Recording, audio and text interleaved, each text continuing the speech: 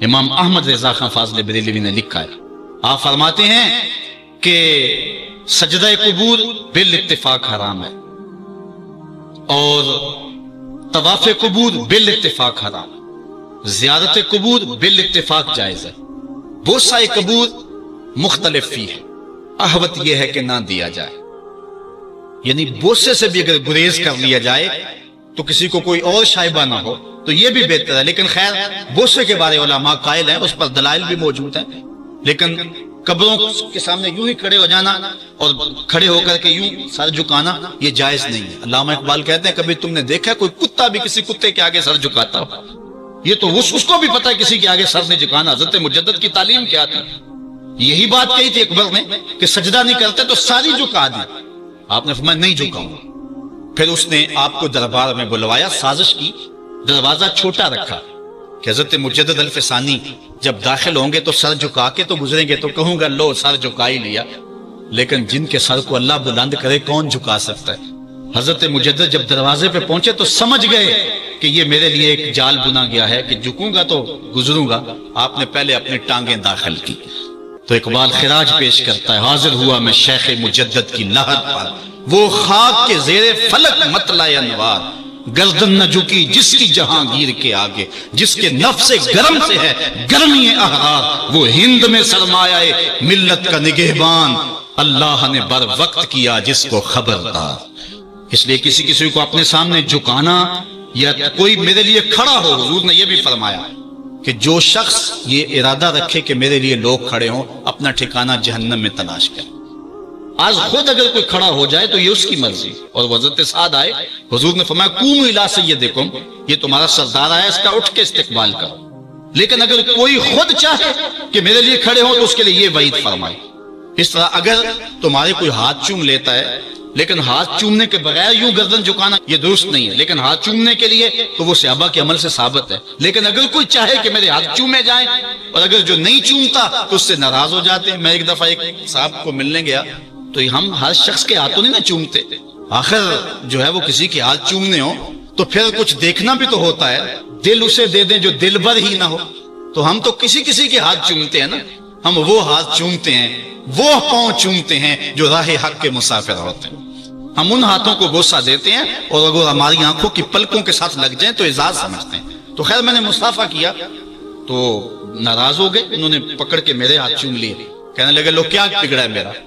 میں نے کہا کہ ٹھیک ہے تمہارا کچھ نہیں بگڑا لیکن میرا بھی کیا بگڑا اگر نہیں چومے تو یہ عجیب سی کہانی ہے، ناراض ہو جاتے ہیں، ایک بت خانے بنے ہوئے ہیں، لوگ آئے ہمیں خدا بلاؤ، تم نے اپنی پوجا شروع کروا دی، لوگ آئے کہ خدا کا نام جپا جائے اور تم صرف اپنی ہی خوشامد چاہتے ہو، ہر وقت تمہارا ہی ذکر ہو۔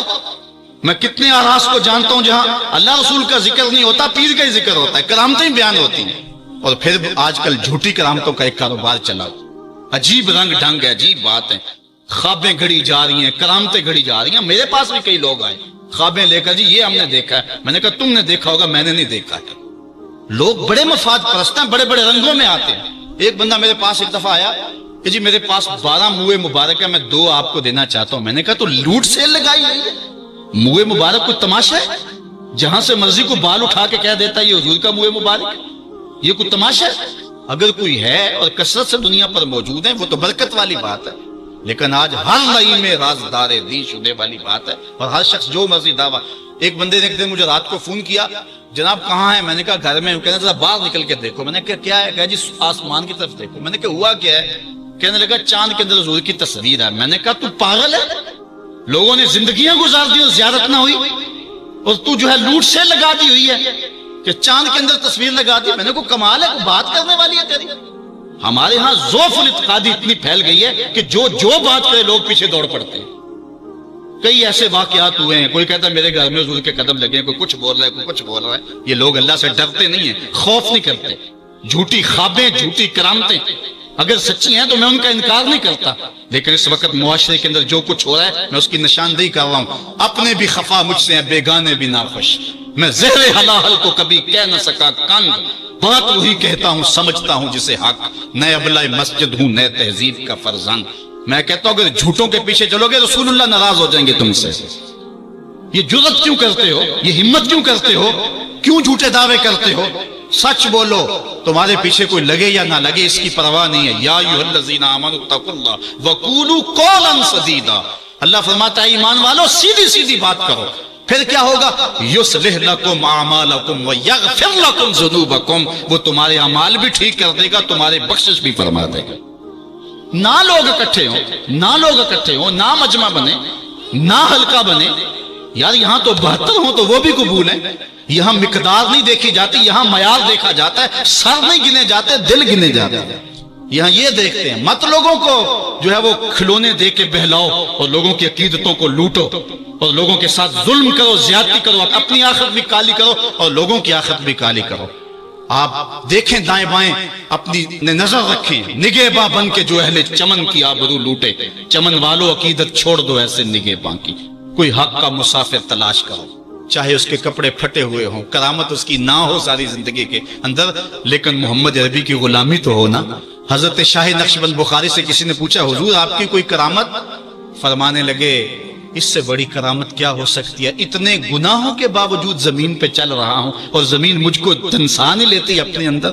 ہمارے بزرگوں کی تو کہانیاں یہ تھیں اور آج تھوک کے حساب سے کرامتیں دی جا رہی ہیں. آج کے پیروں کی اتنی کرامتیں، غوث پاک کی بھی اتنی کرامتیں بیان نہیں ہوتی جن کی ان کی کرامتیں بیان ہو رہی ہیں. دھڑا دھڑ کرامتیں بیان کر رہے ہیں. ایک بندے کے یہاں بچہ پیدا ہوا اور اس نے یہ شور کر دیا کہ یہ رمضان کے دنوں میں دودھ نہیں پیتا، اس لیے کہ حضرت غوث پاک بھی نہیں پیتے تھے، وہ بھی پیدائشی غوث تھے اور یہ بھی پیدائشی غوث ہے اور رمضان کے دنوں میں دودھ نہیں پیتا. اچھا کوئی 2-4 ماہ گزرے تو اس غوث کی ماں کو طلاق دے کے نئی عورت سے شادی کر لی. میں نے کہا کم از کم اتنا تو خیال رکھتے، جس نے غوث جنم دیا ہے اس کو تو عزت سے گھر سے رکھتے. تو یہ کیا تماشے ہیں؟ کیا لوگ بے وقوف ہیں؟ اب لوگ سمجھنے لگے ہیں. لوگ جو ہے وہ ان وجہ سے پھر دور دین سے ہوتے ہیں. نقصان یہ ہوتا ہے. لیکن میں آپ کو کہتا ہوں دنیا سے حق ناپید نہیں ہوا. اگر مداری گر موجود ہیں، ڈاکو لٹیرے اور چور موجود ہیں تو حق کا ڈنڈورا دینے والے بھی اس دھرتی پہ بستے ہیں. ہمارا رویہ یہ ہے کہ ہم کسی ایک شخص سے بدزن ہو جاتے ہیں تو پورے طبقے سے بدزن ہو جاتے ہیں. کئی بندوں کو میں سمجھو میں دیکھا ہوا ہے پیروں کو، اور تو نے دیکھے ہوئے نہیں ہیں. جن کو مل کر زندگی سے عشق ہو جائے وہ لوگ شاید آپ نے دیکھے نہ ہو، مگر ایسے لوگ بھی ہیں کہ جن کو دیکھ کر کے زندگی گزارنے کا ڈھب آ جاتا ہے، سلیقہ اور طریقہ آ جاتا ہے. ان لوگوں کی تلاش کرو. اگر ایک دکان سے کپڑا صحیح نہ ملے، سودا صحیح نہ ملے تو آپ جو ہے کیا کھانا پینا چھوڑ دیتے ہیں؟ آپ کو پتا پورے شہر سے مٹھائی کہاں سے اچھی ملتی ہے، آپ کو پتا پورے شہر سے کپڑا کہاں سے اچھا ملتا ہے، آپ کو پتا پورے شہر میں جو ہے وہ فلاں چیز اچھی کہاں سے ملتی ہے. دین بھی ڈھونڈو کہاں سے خالص ملتا ہے اور کہاں سے نہ خالص ملتا. اس کے لیے محنت کرنی پڑے گی. جھولی میں یوں نہیں ڈال دیا جائے گا، اس کے لیے تمہیں جانا پڑے گا، کوشش کرنی پڑے گی. ہاں 1 سے دھوکہ کھاؤ گے، 2 سے کھاؤ گے، 3 سے کھاؤ گے، لیکن جو تم دھوکہ کھاؤ گے تم تو رب کے نام پہ کھاؤ گے نا. حضرت عمر رضی اللہ تعالیٰ عنہ کی عادت تھی جو غلام لمبی نمازیں پڑھتا اس کو آزاد کر دیتے. غلاموں کو سمجھ آ گئی، لمبی نمازیں پڑھنی شروع کر دی، آپ آزاد کر دیتے. کسی نے کہا عمر تم تو بھولے آدمی ہو، یہ نمازیں اللہ کے لیے نہیں پڑھتے، یہ آزادی کے لیے پڑھتے ہیں. تو حضرت عمر نے کہا یہ مجھے اللہ کے نام پہ دھوکہ دیتے ہیں، میں 100 بار کھانے کے لیے تیار ہوں. ایک جگہ سے دھوکہ کھایا، 2 سے کھایا، 3 سے کھایا، 4 سے کھایا. جب تمہاری نیت ٹھیک ہوگی منزل ضرور ملے گی. یہ ہو نہیں سکتا. خورش دے بدرا جو کب کو حمام کہ یک روز افتد ہمائے بدام. سادی کہتے ہیں چارہ ڈالتا جا، دانا ڈالتا جا، کبھی تتر آئے گا، کبھی مور آئے گا، کبھی کبوتر آئے گا، پھر ایک دن جس کو تو تلاش کرتا ہے وہ ہما بھی تو آ ہی جائے گا نا. اس لیے حق کے سفر کو نہ چھوڑنا، چلتے رہنا اور راہ حق کی جو ہے منزل پر جو ہے وہ انشاءاللہ ایک دن ضرور گامزن ہوگے. بات لمبی ہو رہی ہے، ہم نے اپنی اصلاح ان سارے پوائنٹس میں کرنی ہے. میں آپ کو 4-5 باتیں خاص طور پہ ضرور عرض کرنا چاہتا ہوں. ایک، اپنے عقیدے کی اصلاح کریں، اس میں کوئی پل پلا پن نہ آنے دیں اور کوئی اس کے اندر کوئی نرمی نہ آنے دیں. جس شخص کے سینے میں حضور علیہ الصلوۃ والسلام کے لیے بغض دیکھیں ایک لمحے میں اس سے جدا ہو جائے. جس کے سینے میں، جس کی زبان پر صحابہ کے لیے کوئی نازیبا لفظ دیکھیں ایک لمحے کے لیے اس سے جدا ہو جائے. جو اہل بیت کو بھونکتا ہو پرواہ نہ کریں اس کی، چاہے قریبی رشتہ دار کیوں نہ. اولیاء اللہ کی عظمت جس کے سینے میں نہ ہو اس کی دوستی کو ایک لمحے سے اپنے سے دور کرتے ہیں. علامہ رومی کہتے ہیں کہ تا توانی دور شو از یار بد بدتر بد از مار بد. جتنی جلدی ہو سکتا ہے برے یار سے دور ہو جا، چونکہ برا یار برے سانپ سے بھی برا ہے. اس لیے سانپ لڑتا ہے تو جان جاتی ہے، یار لڑتا ہے تو ایمان جاتا ہے. اس لیے برے یار سے بچ، اپنی حفاظت کر، اپنے عقیدے کی اصلاح کر. اس کے بعد دوسری بات، جو اہم ہے، والدین کو کبھی اذیت نہ دینا۔ یہ میں 5 باتیں آپ کو آخر میں گزارش کے طور پہ اور تاکید کے طور پہ آج کے پیغام کے طور پہ دینا چاہتا ہوں۔ میری گفتگو اختتام کے مراحل پر پہنچ چکی ہے، باتیں تو بہت ساری تھی اور دکھڑے تھے، لیکن وقت زیادہ ہو رہا ہے۔ تو پہلی بات، عقیدے کی اصلاح کریں اور اس میں کوئی پل پلا پن نہ ہو۔ عقیدہ صحیح نہیں ہے تو کوئی عمل قبول نہیں ہے، کوئی نیکی قبول نہیں، ہر شے برباد ہے۔ دوسری بات، اپنے والدین کی نافرمانی کبھی نہ کریں۔ امام رازی نے لکھا ہے کہ ایک گناہ ایسا ہے جس کی سزا آخرت میں تو ملتی ہی ملتی ہے، دنیا پر بھی ضرور ملتی ہے، اور وہ والدین کی نافرمانی۔ اور ایک نیکی ایسی ہے جس کا فائدہ آخرت میں تو ہوتا ہی ہوتا ہے، دنیا میں بھی ضرور ہوتا ہے، اور وہ والدین کی فرما برداری۔ نہیں تو نشان لگا لے اس شخص پہ جو والدین کا گستاخ ہے، ساری زندگی اس کو ذلیل ہوتے دیکھیں گے۔